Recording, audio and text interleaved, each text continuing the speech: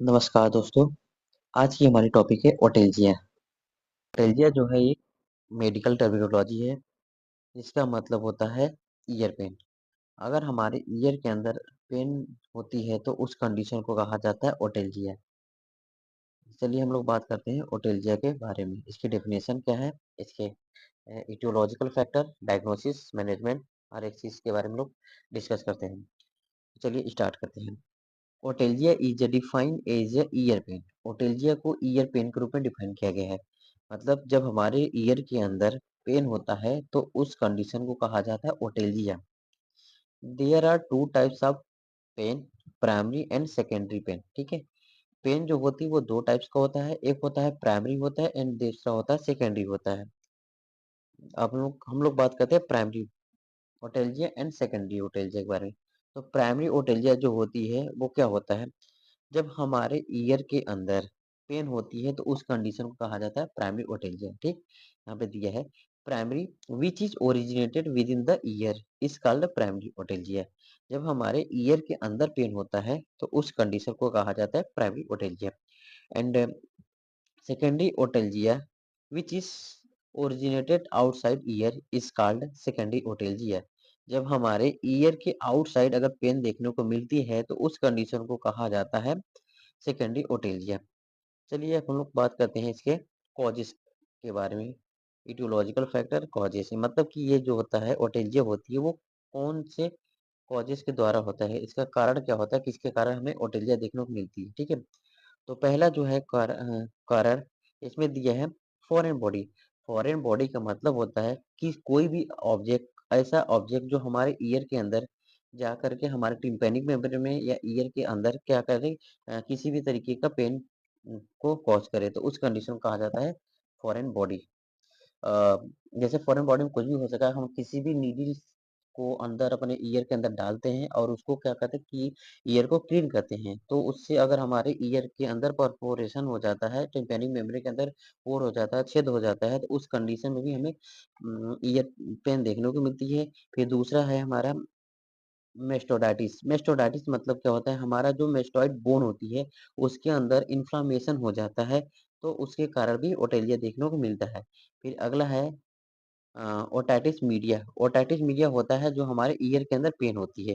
जब हमारे ईयर के अंदर पेन होता है तो उस कंडीशन को कहा जाता है ओटाइटिस मीडिया। ठीक है, मिडल ईयर के अंदर जब अगर इन्फेक्शन हो जाता है, इन्फेक्शन होता है तो उस कंडीशन को कहा जाता है ओटाइटिस मीडिया। फिर इन्फेक्शन इन ओरल कैविटी, अगर हमारे ओरल कैविटी के अंदर अगर इन्फेक्शन होता है तो उसके कारण भी ओटाइटिस मीडिया देखने को मिलती है। Ulcer in oral cavity, oral cavity के अंदर अल्सर हो तो उसके कारण होता है। इन्फेक्शन इन नेसोफेरिंक्स, अगर हमारे नेसोफेरिंक्स के अंदर अगर इन्फेक्शन होता है तो उसके कारण भी हमें ईयर पेन देखने को मिलेगा। इन्फेक्शन इन टीथ, टीथ में अगर इन्फेक्शन होता है उससे के कारण भी हमें ओटेल्जिया देखने को मिलेगा। इन्फेक्शन इन नोजोफेरिंक्स, हमारे अगर नोजोफेरिंक्स के अंदर इन्फेक्शन होता है उसके कारण भी हमें ओटेल्जिया देखने को मिलेगा। फिर टॉन्सिलाइटिस, टॉन्सिलाइटिस का मतलब होता है जो हमारा टॉन्सिल होता है अगर उसके अंदर इन्फ्लामेशन हो जाता है तो उसके कारण भी हमें ओटेल्जिया देखने को मिलता है। फिर टॉन्सिलेक्टोमी, टॉन्सिलेक्टोमी एक प्रोसीजर होती है जिसमें हमारा जो टॉन्सिल होता है उसको रिमूव कर दिया जाता है। अगर हमारा टॉन्सिल अगर रिमूव कर दिया गया है तो उसके कारण भी हमें ईयर पेन देखने को मिलेगी। फिर अल्सर इन ओरोफेरिंक्स, अगर हमारे ओरोफेरिंक्स के अंदर अल्सर होता है तो उसके कारण भी ओटेल्जिया देखने को मिलेगा। इन्फेक्शन इन ओरोफेरिंक्स, इन ओरोफेरिंक्स के अंदर इन्फेक्शन होने के कारण भी हमें ओटेल्जिया देखने को मिलेगा। ट्रोमा इन ओरोफेरिंक्स, ओरोफेरिंक्स के अंदर ट्रोमा होता है तो उसके कारण एंड साइनोसाइटिस, मतलब हमारे फेस के जो साइनस होते हैं उसके अंदर अगर साइनोसाइटिस होता है तो साइनस मतलब इन्फ्लामेशन हो जाती है तो उस कारण भी हमें ईयर पेन देखने को मिलेगा। फिर अगला है हमारा फेरिंजाइटिस। फेरिंजाइटिस का मतलब होता है हमारा जो फेरिंक्स होता है उसके अंदर अगर इन्फ्लामेशन हो जाती है उसके कारण भी हमें ईयर पेन देखने को मिलेगा।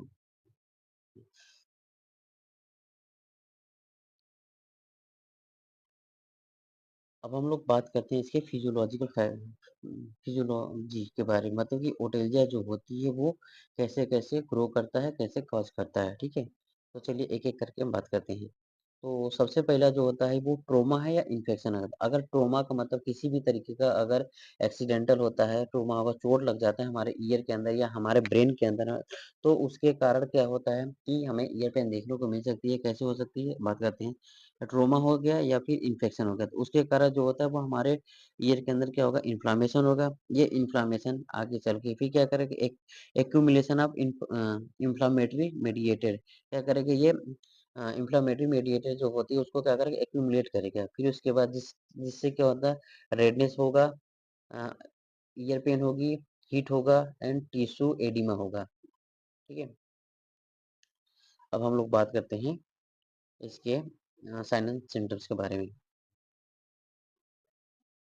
अब हम लोग बात करते हैं इसके साइन एंड सिम्पटम्स के बारे में। मगर मतलब कि अगर हमें ओटेल्जिया हो जाता है अगर, तो हमें क्या-क्या साइन एंड सिम्पटम्स देखने को मिलेगा, जिससे कि हम कह सकते हैं कि ये ओटेल्जिया हुआ है। ठीक है? तो चलिए बात करते हैं इसके साइन एंड सिम्पटम्स के बारे में। तो पहला जो साइन एंड सिम्पटम्स होगा वो हमें क्या दिखाई देगा? ईयर पेन दिखाई देगा, हमारे ईयर के अंदर पेन होगा। दूसरा होगा फुलनेस होगी, जैसे लगेगा कि हमारा जो ईयर है इसके अंदर फूला हुआ, मतलब कुछ कुछ चीज़ भरी हुई है। जो हमारा टिम्पैनिक मेम्ब्रेन होती है उसके अंदर क्या हो सकता है? या तो फ्लूइड का एक्यूमुलेशन हो सकता है या फिर किसी भी तरीके का वैक्स का प्रोडक्शन हो सकता है, जिसके कारण कि हमें पता चल सकता है कि हमारे ईयर के अंदर पेन होती है। फिर अगला लिखा है डिस्कम्फर्ट, हमें क्या होगा? डिस्कम्फर्ट होगा, फिर इचिंग होगी, इचिंग देखने को मिलेगा फिर, और थ्रॉम्बिंग सेंसेटिंग इन्फ्लेमेशन उसके अंदर क्या होगा? थ्रॉम्बिंग का मतलब होता है कि जैसे कि क्लॉटिंग के रूप में होता है, उसके अंदर क्या होता है? इन्फ्लेमेशन देखने को मिल सकती है, ब्लीडिंग देखने को मिल सकती है, और फिर अगला है जो हमारा है वो डिक्रीज हियरिंग, यानी कि हम हमारा जो हियरिंग कैपेसिटी होती है वो भी डिक्रीज हो सकती है इसके कारण। ठीक है? तो ये इसकी साइन एंड सिम्पटम्स होगी। अब हम लोग बात करते हैं इसके डायग्नोसिस के बारे में। चलिए बात करते हैं इसकी डायग्नोसिस के बारे में। अगर ओटेल्जिया हमें हो जाती है तो हम कौन-कौन सा डायग्नोसिस कराएँगे, जिससे कि हम उसके रिकवरी के लिए हम मेडिसिन प्रोवाइड कर सकते हैं। तो चलिए बात करते हैं। We will insure for external examination for swelling, injury and discharge. अगर हमारे ईयर के अंदर स्वेलिंग हो, इंजरी हो या फिर डिस्चार्ज हो रहा है तो उसके लिए हम क्या करेंगे? एक्सटर्नल एग्जामिनेशन करेंगे। फिर अगला है examine full cranial nerves to identify cranial nerves neuropathy. फिर अगला हम जो अगला डायग्नोसिस करेंगे वो क्या होगा? फुल क्रेनियल नर्व्स एग्जामिन करेंगे, जिससे कि हमको क्रेनियल नर्व्स के न्यूरोपैथी के बारे में पता चल सके। If there is inflammation in nasal mucosa, अगर हमारे nasal mucosa of nasal cavity, अगर हमारे नाजल कैविटी के अंदर नोजल म्यूकोसा के अंदर इन्फ्लेमेशन होती है तो nasal mucosa is also called a nasal polyps, nasal mucosa को नोजल पॉलिप्स के नाम से जाना जाता है। इफ रिवील्स क्रोनिक रिनोजिनोसिस जिसे जिसे कहा जाता है रिनोजिनोसाइटिस। अगर ये क्या होता है कि अगर हमारे नाजल कैविटी के अंदर इन्फ्लेमेशन हो जाता है, तो अगर ये क्रोनिक में चला जाता है तो इस कंडीशन को कहा जाता है रिनोजिनोसाइटिस। ठीक है? मतलब कि कह रहा है कि अगर हमारे नाजल म्यूकोसा के अंदर इन्फ्लेमेशन हो जाती है, तो उस कंडीशन में हम क्या करेंगे? नाजल म्यूकोसल एग्जामिनेशन कराएँगे। फिर अगला है हमारा examine the oral cavity to identify dental caries, loss loose filling. मतलब कि हम अपने जो हमारा ओरल कैविटी होती है उसका क्या करेंगे? डायग्नोसिस कराएँगे, उसकी एग्जामिनेशन कराएँगे। अम, जैसे कि लूज फीलिंग, हमारा जो ओरल कैविटी है, जो हमारा टीथ रहता है उसकी अगर लूज फीलिंग है, मतलब कि जो हमारा मतलब हिल रहा है, हमारे दाँतों जिसको कहते हैं हिलना, तो उसमें भी हम अपने टीथ का ओरल कैविटी का एग्जामिनेशन कराएँगे। Ulcer, abdominal and growth, abnormal growth, ESR test. ESR test जो होता है वो क्या होता है? टाइफाइड के लिए किया जाता है। Typhoid function study to rule out out immune disease. मतलब क्या करेंगे कि जो हमारा ओरल कैविटी होती है उसके उसका एग्जामिनेशन कराएँगे और ईएसआर टेस्ट कराएँगे, जिससे कि थायराइड का टेस्ट कहा जाता है, और ये हमारे थायराइड जिससे कि थायराइड के फंक्शन के बारे में हमें पता चल सके। अगर हमें थायराइड होता है तो उस कंडीशन में भी हमारे ईयर पेन देखने को मिल सकती है। तो इस कंडीशन में हम क्या करेंगे, ईएसआर टेस्ट कराएँगे। अगला जो हमारा डायग्नोसिस है वो है वी विल एग्जामिन फॉर एक minute we will examine for intracranial tumour by MRI. मतलब कि हम एमआरआई करा करके इंट्राक्रैनियल ट्यूमर अगर हमारे क्रेनियल के अंदर अगर ट्यूमर होती है तो उसके आइडेंटिफाई के लिए हमें क्या कराना पड़ेगा, एमआरआई कराना पड़ेगा। We will examine the neck for lymph lymphopathy of thyroid glands problems. फिर उसके बाद हम क्या करेंगे, अपने नेक का एग्जामिनेशन कराएँगे जिससे कि हमारे लिम्फोपैथी या फिर जो थायराइड ग्लैंड के अंदर प्रॉब्लम होती है उसका एग्जामिन कराने के लिए हमें नेक का एग्जामिनेशन कराना पड़ेगा। फिर physical examination and history collection for the patient is taking alcohol, smoking, musculoskeletal problems, dental disease and swelling of neck. मतलब कह रहा है कि हम क्या करेंगे, फिजिकल एग्जामिनेशन करेंगे एंड हिस्ट्री कलेक्शन लेंगे जिससे कि हमें ये पता सके कि पेशेंट के वो अल्कोहल ले रहा है कि नहीं ले रहा है, स्मोकिंग करता है, उसके मस्कुलोस्केलेटल प्रॉब्लम्स के बारे में पता चलने कर लेंगे and dental disease and swelling, ये सारी चीजों के बारे में हम लोग का पता करेंगे। उसकी फिजिकल एग्जामिनेशन लेंगे एंड हिस्ट्री कलेक्शन लेंगे।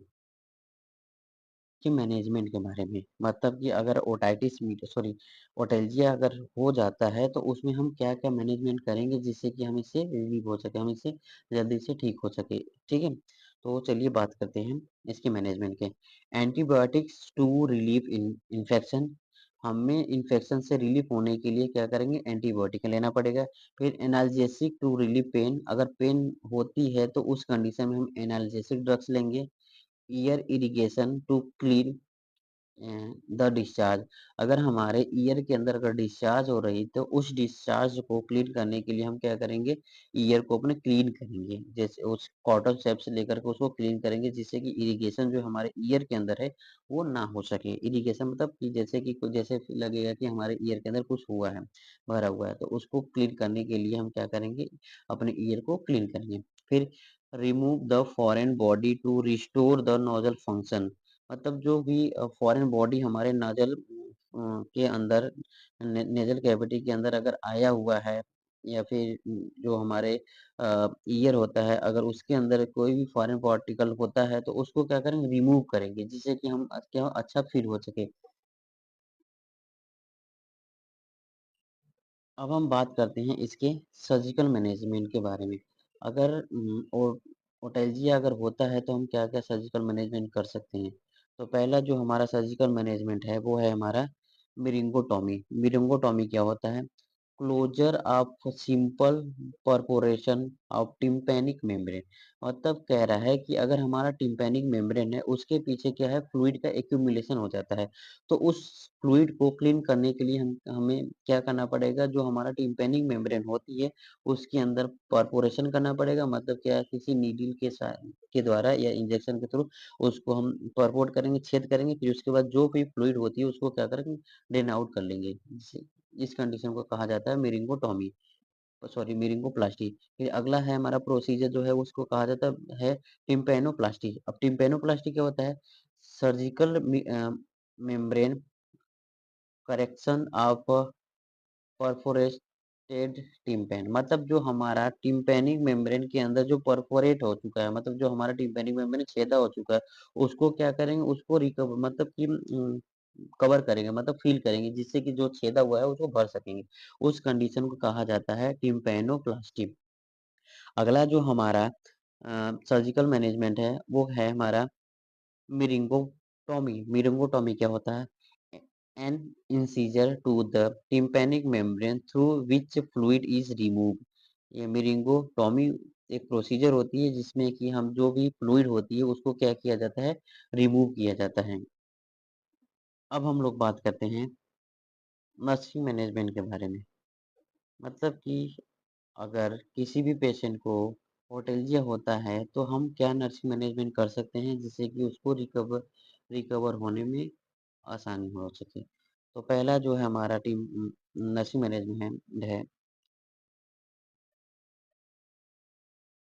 वो है after year surgery informs the patients should blow the nose gently one side it और टाइम आउट इज़ नेसेसरी। मतलब कह रहा है कि अगर पेशेंट को स्नीज़िंग करनी है तो उसको क्या करना चाहिए, जो एक नोज़ होती है उसको क्लोज़ कर देना चाहिए। फिर उसके बाद उसको क्या करना है, स्नीज़िंग करनी चाहिए जिससे कि ईयर के ऊपर प्रेशर ना पड़ सके। अगला है पेशेंट शुड स्नीज और cough with the mouth open for 1 week after surgery. Surgery के 1 हफ्ते के तक पेशेंट को जब भी स्नीजिंग करनी हो या कफिंग करनी हो तो उसे अपने माउथ के थ्रू चाहिए, ना कि उसको अपने नोज के थ्रू करना चाहिए। अगर नोज के थ्रू करेगा तो उसके जो ईयर है उस पर प्रेशर पड़ेगा। अगर माउथ के थ्रू करता है तो जो प्रेशर है वो बहुत कम पड़ेगा जिससे कि वो उसकी रिकवर होने में आसानी हो सके। अगला है हमारा participation in water sports any activities is prohibition. मतलब कह रहा है जो भी स्पोर्ट के खिलाड़ी होते हैं जो कि क्या करते हैं, स्विमिंग करते हैं, उसको क्या करना चाहिए, कुछ समय तक उसको जो स्विमिंग करते हैं उनको अपनी स्विमिंग को रोक देना चाहिए जिससे कि अगर उसके ईयर के अंदर अगर वाटर चला जाता है तो उससे भी क्या हो सकता है, इन्फेक्शन हो सकता है। तो इसके कारण उसे कुछ समय तक अपनी स्पोर्ट को रोक देना चाहिए। फिर अगला है change the cotton ball in the year daily. जो अपने ईयर के अंदर हम जो कॉटन बॉल डाले हैं जिससे कि जो ड्रेनेज होती है उसको क्लीन करने के लिए, तो उसको उस कॉटन बॉल को हमें डेली का डेली क्या करना चाहिए, क्लीन करना चाहिए, उसको रिमूव करना चाहिए, चेंज करते रहना चाहिए जिससे कि इन्फेक्शन ना हो सके। Use year defenders in a loud environment. अगर हम लाउड इन्वायरमेंट में जाते हैं जहाँ पे कि जो साउंड होती है वो तेज होता है तो उस कंडीशन में हमें ईयर डिफेंडर का यूज़ करना चाहिए जिससे कि जो हमारे ईयर के अंदर जो भी साउंड होती है वो क्या कम से कम जा सके जिससे हमें प्रॉब्लम ना हो सके। अगला है avoid airplane flight for the first week after a surgery. Surgery के 1 हफ्ते तक फ्लाइट में बैठना नहीं चाहिए जिससे कि जो फ्लाइट का जो साउंड होता है वो बहुत ज़्यादा तेज़ होता है जिसके कारण कि पेशेंट का जो प्रॉब्लम है वो दोबारा से बढ़ सकता है। तो इस कंडीशन से बचने के लिए एक कम से कम एक 1 वीक तक उसे फ्लाइट से दूर रहना चाहिए। अगला है हमारा inform the physician in case of bleeding. अगर पेशेंट को ब्लीडिंग होती है तो उस कंडीशन में वो जो पेशेंट होते हैं उससे क्या करना चाहिए, फिजिशियन से को इन्फॉर्म करना चाहिए। Thank you. अगर मेरे वीडियो आप लोगों को अच्छी लगी हो तो इसे लाइक करें, शेयर करें एंड सब्सक्राइब करें। Thank you.